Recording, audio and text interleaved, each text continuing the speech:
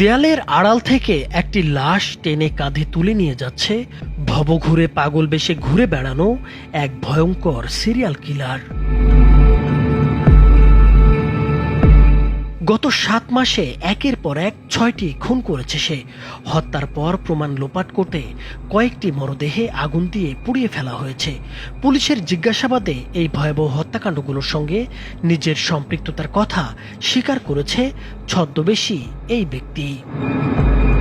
গত কয়েক মাস ধরেই সাভার মডেল থানা ও আশপাশের এলাকায় একের পর এক রহস্যজনক হত্যাকাণ্ড ঘটে চলেছিল।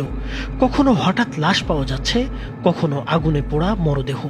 ধীরে ধীরে পুরো এলাকা জুড়ে ছড়িয়ে পড়ে আতঙ্ক। পুলিশ সূত্র জানায়, প্রায় 7 মাস আগে সাভার মডেল মসজিদের সামনে প্রথম একটি নারীর মরদেহ উদ্ধার করা হয়। শুরুতে ঘটনাটিকে তেমন গুরুত্ব দেওয়া হয়নি, কিন্তু এরপর গত বছরের 29 আগস্ট সাভার পৌর কমিউনিটি সেন্টার থেকে উদ্ধার হয় আরেকটি মরদেহ। একই জায়গা থেকে গত 29 ডিসেম্বর আবারও একটি মরদেহ পায় পুলিশ। ধীরে ধীরে বিষয়টি রহস্যজনক রূপ নিতে থাকে। সবচেয়ে ভয়াবহ দৃশ্য সামনে আসে গতকাল 18 জানুয়ারি রোববার। সেদিন সাভার পৌর কমিউনিটি সেন্টারের পরিত্যক্ত ভবন থেকে আগুনে পোড়া অবস্থায় 2টি মরদেহ উদ্ধার করা হয়। তখন স্পষ্ট হয়ে যায় এগুলো বিচ্ছিন্ন কোনো ঘটনা নয়, বরং পরিকল্পিত ধারাবাহিক হত্যাকাণ্ড। এরপরই পুলিশ জোরালো তদন্ত শুরু করে। আগের ঘটনাগুলোর সময় সংগ্রহ করা সিসিটিভি ফুটেজ নতুন করে খতিয়ে দেখা হয়। পাশাপাশি স্থানীয় এক সাংবাদিকের ধারণ করা একটি ভিডিও তদন্তে গুরুত্বপূর্ণ সূত্র হিসেবে যুক্ত হয়। এসব ফুটেজ বিশ্লেষণ করেই সামনে আসে এই ভয়ঙ্কর দৃশ্য। এক ব্যক্তি কাঁধে করে মরদেহ বহন করে নিয়ে যাচ্ছে।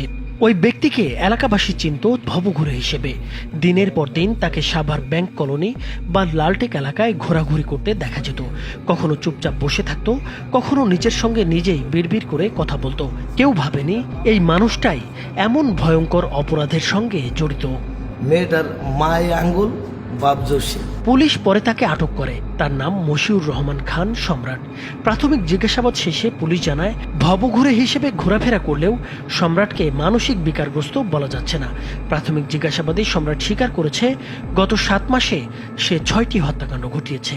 পুলিশ জানায় তার নিশানায় ছিল মূলত ভবঘুরে শ্রেণীর মানুষজন। তবে কেন সে এমন নৃশংসতা চালিয়েছে তার সুনির্দিষ্ট কারণ এখনো জানা যায়নি।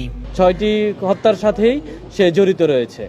এই ঘটনা যদি আমরা বিস্তারিত যাই, গত 29/8/2024 খ্রিস্টাব্দ তারিখে 25 খ্রিস্টাব্দ তারিখে আমাদের পৌর কমিউনিটি সেন্টারে আমরা প্রথম একটি লাশ শনাক্ত করি এবং লাশটি ছিল পুরা লাশ।